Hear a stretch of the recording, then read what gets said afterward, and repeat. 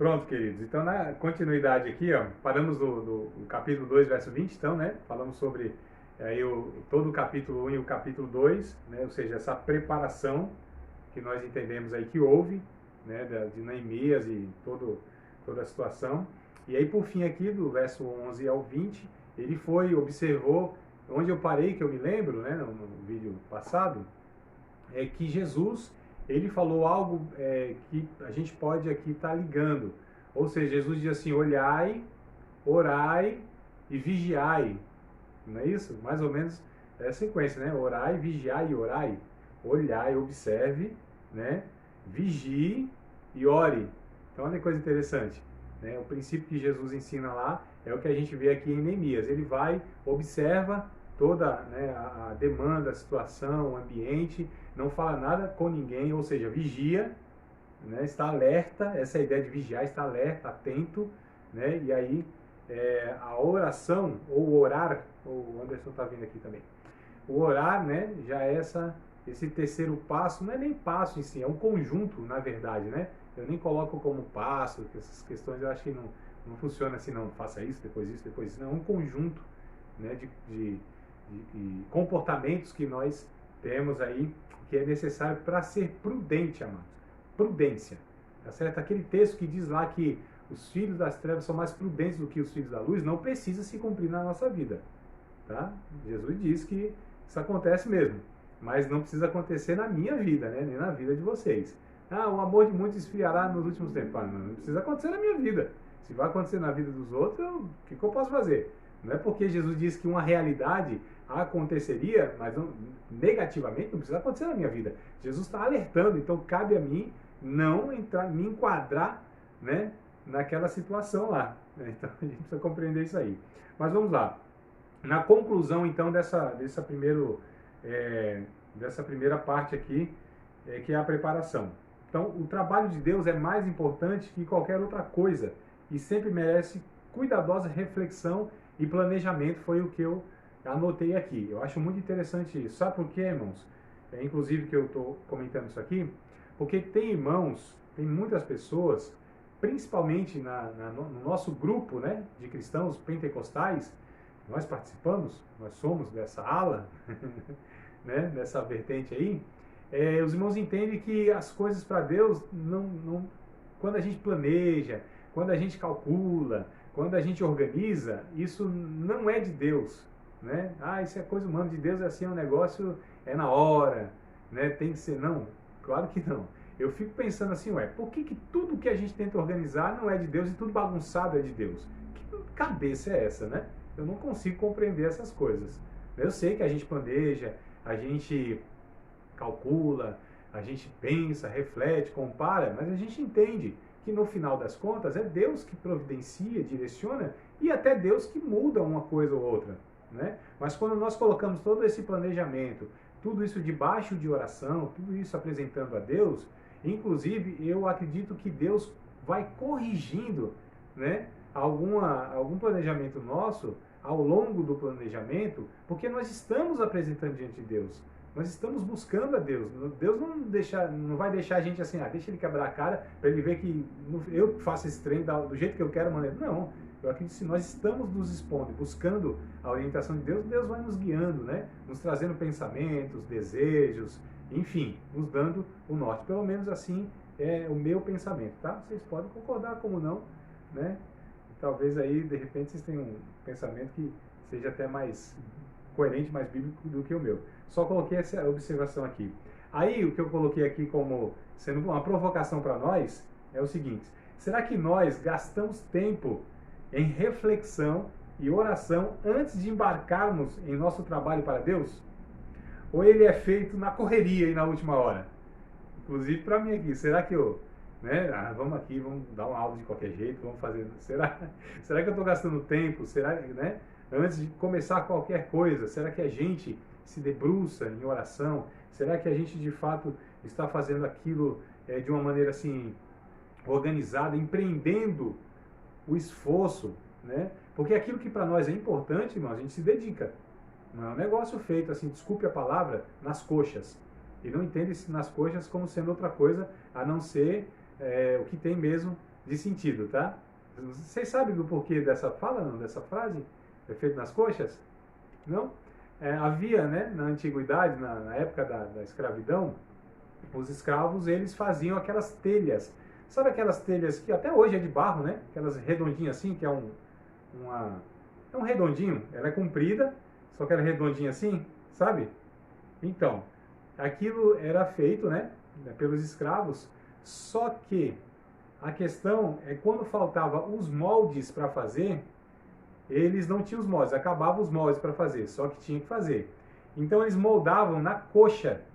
A coxa ela é o formato. Se você pegar aquela telha e colocar na coxa, é o formatinho dela, né? Arredondado, comprido assim e arredondado. Só que tem uma questão. A minha coxa é diferente da coxa do outro André. Os dois são André, mas é diferente. O tamanho, a espessura.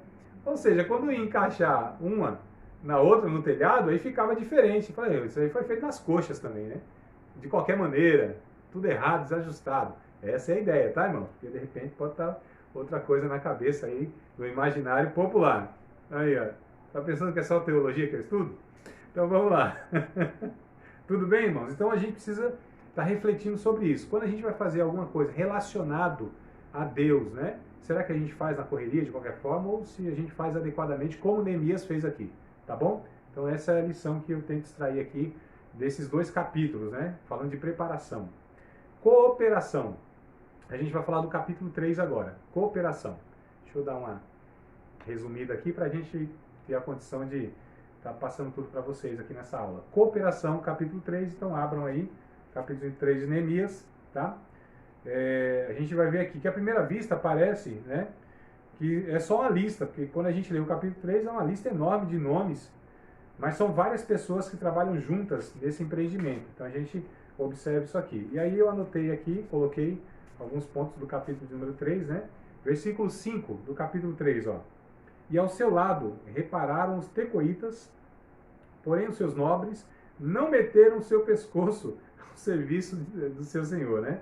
Ou de seu senhor. Os nobres aqui entre aspas, tá? Os importantes, os ricos, os intelectuais, né? As pessoas se julgam importantes, elas dificilmente fazem um trabalho humilde para Deus.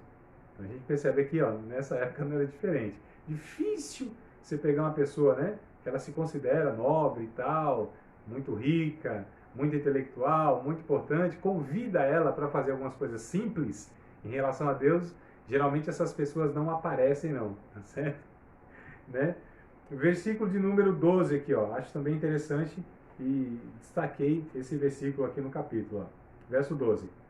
E ao seu lado reparou Salum, filho de Aloés, maioral da outra meia parte de Jerusalém, ele e suas filhas. Ao passar dos séculos, né, a gente observa aqui que as mulheres trabalharam, né, com grande valentia para Deus, enquanto muitos homens foram muito preguiçosos, ou covardes, ou ocupados demais para servi-lo.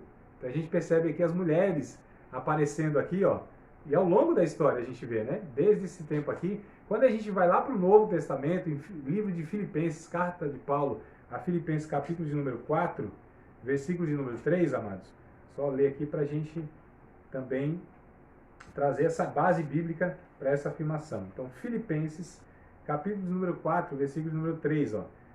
Paulo dizendo: peço-te também a ti, meu verdadeiro companheiro, que ajudes essas mulheres que trabalham comigo no Evangelho, com Clemente, com os outros cooperadores, cujos nomes estão no livro da vida.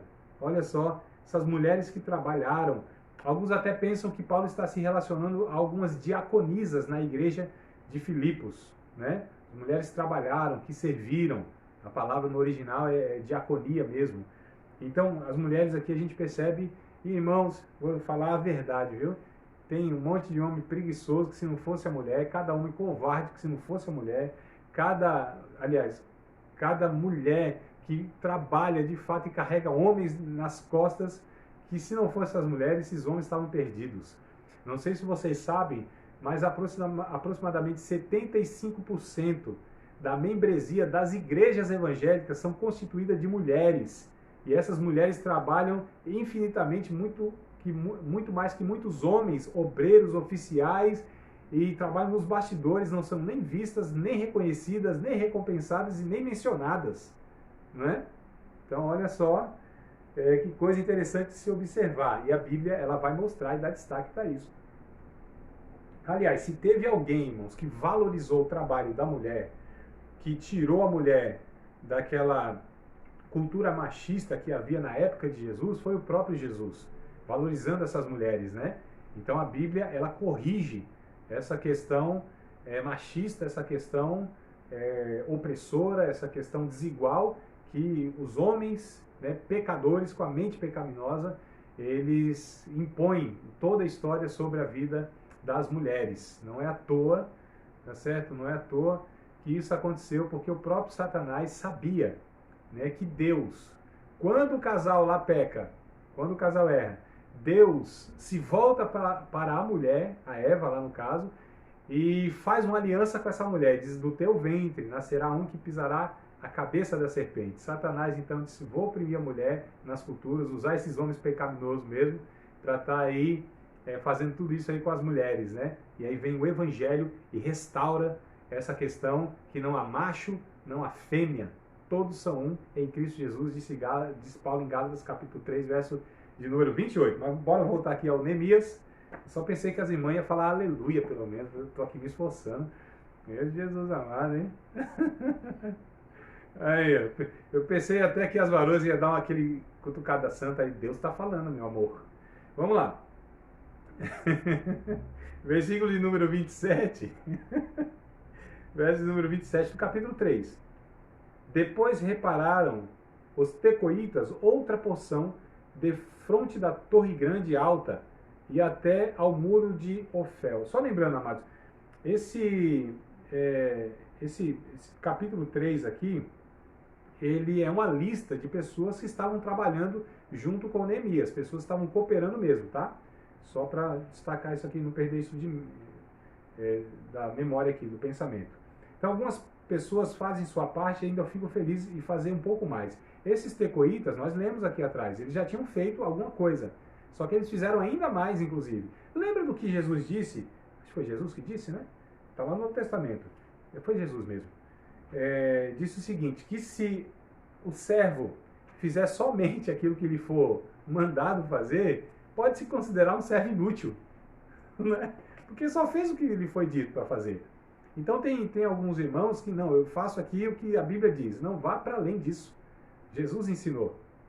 Ensinou que se alguém pedir a capa, dá a túnica também. Se alguém falar para você andar com ele 1 milha, surpreende ele, vai 2 milhas. Vai muito para além, mano. Se a Bíblia fala para a gente ser generoso, seja muito mais. Se a Bíblia fala para que a gente possa ser uma pessoa misericordiosa, faça isso de uma maneira a surpreender as pessoas. Então, a gente precisa ir sempre além, sempre mais, né? E faz não só, porque eu fiz a minha parte, não é suficiente fazer a minha parte. Eu vou para além e faço com alegria. Aquilo que nem é minha parte, mas eu faço, não tem problema. A minha alegria é fazer aquilo que é bom. A minha alegria é fazer aquilo que abençoa as pessoas. A minha alegria é realizar, mesmo aquilo que não é a minha obrigação, a minha parte. Né, amado? Se a gente pensar assim, imagina só como vai ser diferente o mundo. Eu penso que haveria uma grande revolução se nós pensássemos assim e se não fizéssemos somente a nossa parte e ficasse lá esperando a parte do outro. É a obrigação do outro, não é minha, né? Não, eu já lavei a louça essa semana, agora é tua vez. Não, surpreenda a varoa, lave 2 semanas seguidas a louça, rapaz. Né? Faça isso aí. Irmã, olha só, surpreenda o varão. Né? Vai lá e dá uma força lá também para lavar o carro. Vamos aqui, irmão. Vamos lá, eu me metendo em alguns assuntos aí que daqui a pouco sobra para mim, né? Vamos lá. Versos de número 20. A gente leu 27, mas vamos recuar só um pouquinho para o 20. Olha só, o 20. O capítulo 3. Depois dele, reparou com grande ardor ou zelo, não sei se a versão de vocês aí está zelo. Capítulo 3, verso 20. Depois dele, reparou com grande ardor. Tá zelo, tá diferente aí a palavra? Ardor? Tá? Ardor? Mas a ideia é ardor, né? Isso. A ideia também é zelo, tá? É algo fez com zelo, com muito cuidado, né? Depois dele reparou com grande ardor Baruque, filho de Zabai, outra medida, desde a esquina até a porta da casa de Eliasibe, o sumo sacerdote. Vale a pena fazer com zelo e fazer bem feito. É o que a gente extrai aqui daquilo que eles estavam fazendo. Olha o que a Bíblia nos ensina. Vale a pena fazer as coisas bem feito. Aliás, tem um ditado que diz que o preguiçoso trabalha 2 vezes, né, irmão? Ele faz mal feito, tem que fazer de novo, né? Preguiçoso fez ali, preguiçoso vai fazer de novo, porque fez mal feito. Fazer bem feito, vale a pena a gente fazer com zelo as coisas, né? A gente fazer mesmo tudo, amados, tudo, como se fosse de fato para nós, ainda que seja para as outras pessoas. Olha que princípio de vida também que nós temos aqui no verso de número 20. Então vamos lá. Só foi possível a reconstrução porque houve trabalho em conjunto aqui. Então Neemias não faria nada sozinho. Houve um grupo de pessoas. Nós não chegamos onde chegamos, nós não realizamos o que nós realizamos, nós não conquistamos o que nós conquistamos, nós não somos quem nós somos porque caminhamos sozinho, porque a gente é suficiente, a gente dá conta. Não, amados. É porque houve um conjunto de pessoas em nossa vida, em nossa história, que contribuiu para isso, né? Desde lá dos pais, desde lá dos parentes, desde lá dos professores e professoras, desde lá dos líderes, ou seja, todas as pessoas que passam pela nossa vida contribuem e contribuirá para aquilo que nós realizaremos ou seremos. Então a gente precisa entender que ninguém é suficiente. Tem gente que pensa, né, erroneamente, que não é ele que cheguei aqui por meus esforços, meus méritos. Ah, se eu dependesse das outras pessoas. Não, amado. De fato, nós temos que ser gratos a Deus e saber que há um conjunto de pessoas que Deus usa para nos abençoar. Então, olha só, aqui nós estamos num grupo, né? Então, eu sou hoje, pela graça de Deus, alguém que ministra a palavra, porque houve pessoas que de alguma maneira ministraram sobre a minha vida, me abençoaram, me ajudaram. Eu não nasci no Evangelho com a maturidade que eu tenho, né? Com algumas coisas resolvidas, muitas não, mas eu não cheguei assim no Evangelho como eu sou hoje. Já fiz pastor chorar, né? Uns de raiva e outros por outros motivos. Já dei trabalho para líder de jovens, já fui lá, né, o liderado do grupo de jovens. E depois experimentei o outro lado da moeda. Mas a questão é, né, dei trabalho para muito irmão me evangelizando, vocês não têm noção, né, de cada trabalho que eu dei para um bocado de servo de Deus, assim, na madrugada e tal, queria me falar de Jesus e dei um trabalho enorme. Dei muito trabalho para minha mãe, isso nem se fala. Muito trabalho para os irmãos, né? Paciência comigo, me instruindo lá. O André, novo convertido, jovenzinho. Eita, não é assim não. Né? O pastor dizendo, não, André, não é assim. Então, assim, fora em trabalho e tantas coisas, né, irmãos? E até hoje, assim. Então, a gente precisa ser grato e entender que Deus, ele usa aí um conjunto de pessoas para nos abençoar. E nós precisamos também ser esses abençoadores em outras ocasiões. Vamos falar do capítulo 4 até o 7 agora? Capítulo 4 até o 7, tá? Aqui eu coloquei como determinação. Nós falamos sobre a preparação, né, de Neemias. Nós falamos sobre a cooperação que Neemias teve. Vamos falar agora sobre a determinação. Então, olha só. Capítulo 4, melhor dizendo, né, do verso 7 até o 23. Eu não vou ler, tá, amados? Eu peço que vocês depois façam essas leituras, se puderem, né? O capítulo 4, melhor dizendo, do verso 3 até o 27, a gente vê aqui, lembra da oposição lá que surgiu lá com esses 3 camaradas lá? Continua aqui, tá? É por isso que a gente está colocando como determinação que Neemias teve que ter. Apesar da zombaria, o verso 1 dá pra gente ler aqui do capítulo 4. Verso de número 1. Eita, tá um vento aqui, irmãos, oriental. É o ventilador. Vamos lá, capítulo 4, verso 1, ó. E sucedeu que, ouvindo Sambalate, que edificávamos o muro, ardeu em ira, e se indignou muito, e escarneceu dos judeus. Né? Então, olha só, eles aqui zombaram. Houve esse grupo aí, de 3 pessoas, também incentivando outros, mas eles desprezaram. Então, verso 1. Apesar da zombaria, verso 1.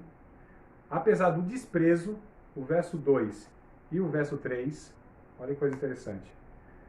Verso 2. E falou na presença de seus irmãos e do exército de Samaria e disse: que fazem esses fracos judeus?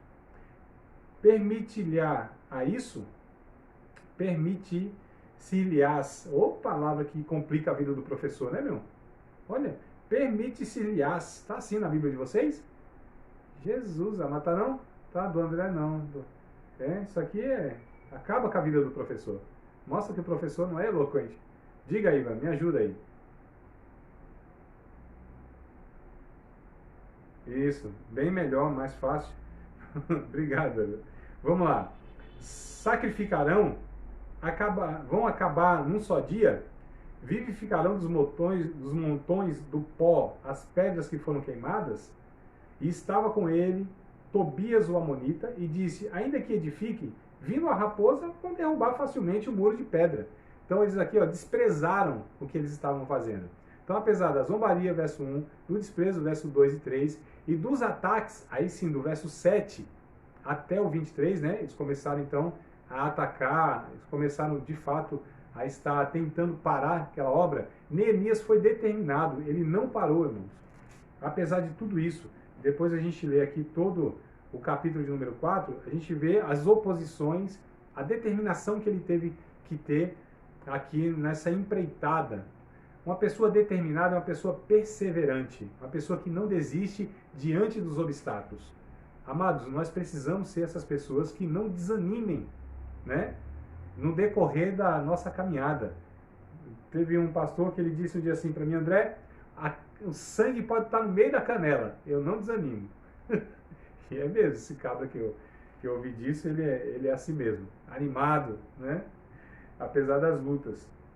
E a gente vê aqui, no verso de número, aliás, no capítulo de número 5, tá? Do verso 1 até o 19, capítulo 5, a gente percebe aqui que Neemias teve também, olha, tinha esse pessoal, esses inimigos, olha o contexto aqui, irmãos, de fora, lutando, né, tentando atrapalhar Neemias. Houve agora os irmãos dentro da cidade, ou seja, os próprios judeus. Neemias teve também que resolver diversos casos de dificuldades sérias entre o povo.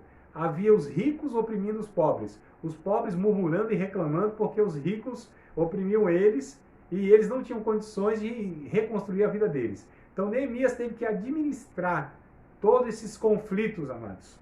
Olha que coisa de doido, olha que pressão, né? Se ele não tivesse determinação, ele fala, não é possível, eu já estou enfrentando todas essas lutas aqui, com esses ímpios, esses filhos do cão, e ainda esses irmãos aqui, esses parentes, esses meninos, essa mulher, esse homem, essa sogra, esse cunhado, né? Todo esse povo aqui ainda tem que resolver conflito? Irmãos, é assim que a vida muitas vezes se apresenta diante de nós, né? A gente tentando resistir lá ao diabo, a gente tentando lidar com essas pessoas que não temem a Deus e ainda o trabalho que a gente tem dentro da nossa casa, nas igrejas onde a gente congrega, com os nossos líderes ou com os nossos liderados. Um negócio assim, como diz alguém aí, é punk. É difícil. É luta, né? Mas vamos lá, que Neemias aqui nos dá inspiração para isso. A gente vê aqui no capítulo 6 agora, também do verso 1 ao 19, né? Mesmo depois da reconstrução terminada, o inimigo não deixou quieto. Esses caras não deixavam ele em paz, irmão. Olha só, esses Sambalate, Tobias, esses camaradas não davam trégua. Tentaram impedir, não conseguiram.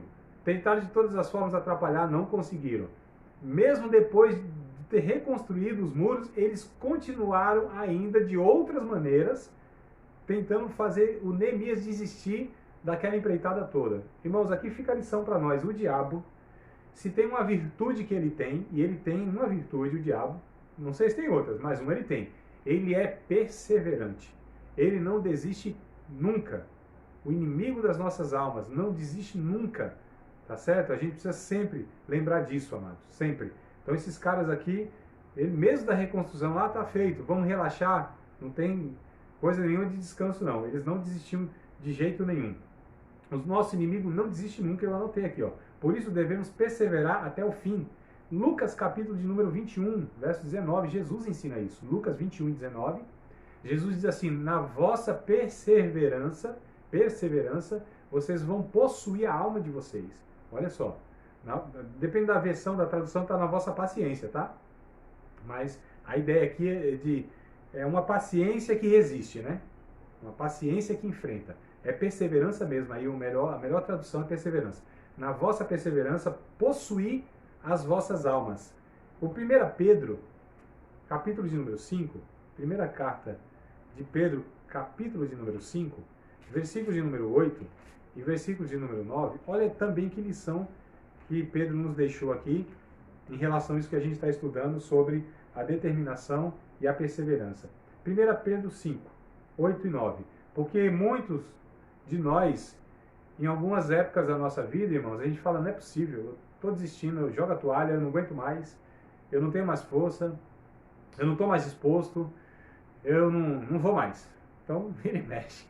Não sei vocês, né? De repente vocês surfam assim na crista da onda sempre. Eu não, de vez em quando eu até engulo a água, caio lá e vou me afogando, vou morrer, Jesus, não aguento mais.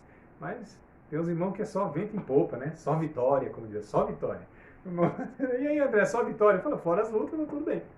Então vamos lá, 1 Pedro capítulo 5, versículo número 8. Sede sóbrios, vigiai, porque o diabo, vosso adversário, anda em derredor, bramando como leão, buscando a quem possa tragar. Ao qual, ou seja, ao diabo, resistir firmes na fé, sabendo que as mesmas aflições se cumprem entre os vossos irmãos do mundo. Então Pedro aqui, ele nos dá assim uma palavra de ânimo, né? Por tabela. Ele está falando aos irmãos aqui que está passando uma luta, um desânimo. Os irmãos falam, não é possível, é muita luta, a gente vai parar com esse negócio. No capítulo 4 de Pedro, versos 12, 13 a 14, ele vai dizer um negócio bem interessante. Amados, não estranhei a ardente prova que há de vir sobre vós, como se coisa estranha vos acontecesse. Olha só que coisa interessante. Mas alegrai-vos no fato de ser de participantes das aflições de Cristo. Olha que coisa interessante. Para que também na revelação da sua glória vocês se regozijem e vocês se alegrem. Se pelo nome de Cristo vocês são vituperados, bem-aventurados vocês sois, porque sobre vocês repousa o Espírito da glória de Deus. Né? Então os irmãos estavam desanimando e Pedro dizendo, não, vamos firme. Isso não é coisa estranha, não. Ah, eu pensei que nunca ia acontecer comigo, que eu nunca ia passar por isso, e Pedro está dizendo, para você é coisa estranha? Não. Quando vir ardente prova sobre vocês, não tenha como coisa estranha. Isso você está participando dos sofrimentos de Cristo, né? Vocês têm que ser bem-aventurados, vocês têm que se alegrar, se regozijar, porque o Espírito da glória de Deus repousa sobre vocês. E aí, ele nos ensina isso aqui. Amados, Apocalipse, capítulo 2 e capítulo 3, eu não me lembro agora se exatamente as 7 cartas lá do Apocalipse, as 7 igrejas, se tem essa frase no final, mas pelo menos umas 5 tem. Tá? Não sei se são as 7, depois vocês conferem lá, vê se todas elas têm no final, né? Na mensagem essa frase, mas umas 5 das 7 tem, no mínimo aí. Ao que vencer. Essa é a frase-chave. Ao que vencer. Tá certo? Depois vocês leem, né, o capítulo, o final da mensagem das 7 igrejas da Ásia Menor, né, o capítulo 2 e 3, mas me parece que umas 5 aí tem. Ao que vencer. É a perseverança. Não é como nós começamos, e sim como nós vamos acabar essa nossa trajetória, né? A mãe das virtudes, alguém disse isso, a mãe das virtudes é a perseverança, mano. Posso ter amor, mas se eu deixar de amar, não valeu nada. Posso ser generoso, mas se eu deixei de ser, não vai valer nada. Posso ser um cara que exercita o perdão, mas se eu deixo de fazer isso, não vale nada. Posso ser um cara paciente, mas se eu deixar a paciência, também não vale nada. Então a perseverança é a mãe de todas as outras virtudes, tá certo? Vamos lá para o capítulo 8 ao 12? Chegando aqui na reta final já. Dedicação, irmãos. Dedicação. Dedicação eu coloquei também como consagração, celebração ou gratidão. Foi o que houve aqui nesse bloco aqui do capítulo 8 ao 12, né? No capítulo 8, verso 1 ao 18, eles celebraram e foram gratos a Deus fazendo o festival dos tabernáculos. Eles celebraram a Deus, eles foram gratos a Deus, eles dedicaram aquela vitória, aquele momento, né, aquela ocasião a Deus. Olha que coisa interessante. Nós entendermos que as vitórias da nossa vida, os triunfos das nossas vidas, isso tudo tem que ser dedicado a Deus, consagrado a Deus e celebrado, amados. Celebrem, alegrem-se, né? É o que Neemias nos mostra aqui. Vamos se alegrar, não tem coisa de vamos se alegrar aqui. Tem gente que tem dificuldade de celebrar, sabia? O meu filho tinha uns 8 anos, 7, 8 anos, não lembro. Aí eu falando com ele, acho que WhatsApp ou telefone, falei, filho, como que foi aí na avaliação, lá na escola, né? Falei, pai, eu tirei aqui 10. Quase que eu falo língua estranha. Falei, meu filho, Deus te abençoe, que coisa linda, não sei o que tem. Comecei a celebrar, irmão. Ele falou, pai, menos, calma, não é tudo isso aí não. Eu falei, não, meu filho, vitória, vamos celebrar aqui. Por que na hora de chegar junto, na hora de repreender, na hora de reprovar, a gente é duro e faz isso? Por que a gente não celebra com a mesma intensidade quando as pessoas acertam, quando as coisas dão certo, quando Deus nos abençoa? Não é, irmão? E abençoa as outras pessoas, inclusive. Então a gente precisa ter essas posturas aí. Eu acredito que a gente vai ser muito abençoado, tá? Então a gente percebe aqui que capítulo 8, verso 1 a 18, houve aí a celebração de celebrar a festa do tabernáculo, aquela coisa toda.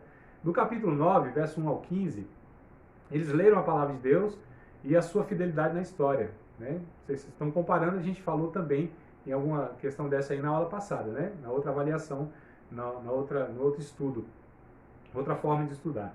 Então eles leram a palavra, olha só, estavam se dedicando, estavam consagrando, estavam celebrando, leram a lei de Deus, celebraram a fidelidade de Deus, né? Viram lá para trás, apesar de todas as dificuldades, cativeiro, aquela coisa toda, mas como Deus foi generoso, misericordioso, compassivo, abençoador, paciente, perseverante com eles, e não destruíram eles, mas concedeu que eles pudessem estar passando toda essa dificuldade e chegando aqui nesse ponto onde Deus deu para eles novamente essa condição de habitar numa cidade reconstruída e tudo mais. Então é bem interessante a gente observar isso aqui. Capítulo 9, do verso 16 ao 38, eu anotei aqui, eles lembraram também da infidelidade deles e de confiar em si mesmos. Confessaram pecados, reconheceram que eles fizeram as coisas erradas. Olha só, fidelidade de Deus e nossa infidelidade, né? Deus foi bondoso e Deus foi bondoso apesar da nossa infidelidade. Então reconheceram seus erros também. Percebam, amados, as posturas aqui, né, saudáveis que a gente precisa ter. E aí no capítulo 10, do verso 1 até o capítulo 12, verso 47, ou seja, capítulo 10, 11 e 12, eles renovaram a afirmação de amor a Deus e celebraram. Ou seja, eles renovaram a aliança. Eles declararam de novo, novamente, que eles amavam a Deus, que eles queriam perseverar. Irmãos, deixa eu fazer uma observação rapidinho, tá? Que é o seguinte: um santo, um homem de Deus e uma mulher de Deus, não é aquele que nunca erra, nunca vacila, nunca tropeça, nunca peca. Não é esse. O homem e a mulher de Deus são aqueles que, em face os erros e os pecados, tomam a postura de continuarem servindo a Deus. Não é? Errei, pequei, feio, reconheço, peço perdão e vou continuar. Então, não é aqueles que acertam sempre, é que no erro eles têm uma postura que vão mostrar que de fato eles querem a Deus apesar dos seus erros, seus pecados, seus vacilos. Davi, por exemplo, disse: Senhor, errei mesmo, pequei, eu pequei, ninguém pecou, fui eu, não estou atribuindo a ninguém esse pecado, não responsabilizo ninguém, sou eu. Renove em mim o espírito reto, torna a dar-me a alegria da salvação. Olha que coisa linda, irmãos. Então, um homem de Deus, uma mulher de Deus, não é aquele que nunca vacila e peca feio. Não é esse. Mas é aquele que, diante do pecado, ele fala: não vou desistir, não vou recuar, não vou desviar, não vou agora chutar o pau da barraca, não vou enfiar o pé na jaca, não vou fazer isso. Eu vou continuar servindo a Deus e arcando com as consequências dos pecados, né? Aí a gente vê quem ama a Deus mesmo. São nos erros, nos pecados, né? Que aí a pedrada vem forte, das outras, inclusive dos irmãos. Capítulo 13, para encerrar aqui, tá? Mais uns 5 minutinhos aí. Capítulo 13, eu coloquei aqui como a reforma. Neemias mais tarde volta ao palácio, né? A gente vê isso no capítulo 13, verso 6. Capítulo 13, verso 6. Ele volta ao palácio. Lembra que ele falou para o rei que ele tinha um tempo determinado para fazer ele ia voltar? Ele é responsável e cumpre a sua palavra e a sua responsabilidade com o rei. Ele volta lá no seu trabalho, tá certo, irmão?